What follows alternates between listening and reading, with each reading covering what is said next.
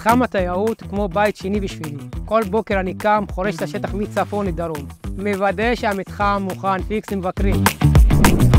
אנחנו אחראים בחופים על הבטיחות, האווירה וכמובן הניקיון. החופים שלנו מצוחצחים. אין פה מקל של ארטיק אפילו על הרצפה. הכל פיקס. אתם ידעתם שהמועצה האזורית תמר היא האלופה בטיהור שפכים. עשרות אלפי מבקרים נהנים כאן בכל יום בזכות הפעילות שלנו מעל ומתחת לקרקע.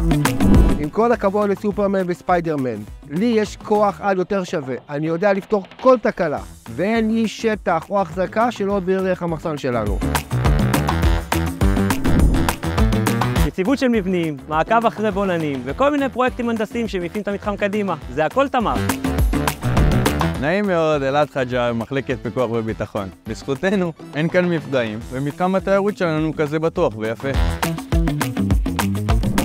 בשבילנו מתחם התיירות הוא היהלום שבכתר. בזכות הקשר המיוחד שיש לנו עם בעלי העסקים, השיווק פה הוא סופר אפקטיבי. הזמנת כבר המבורגר? שווה?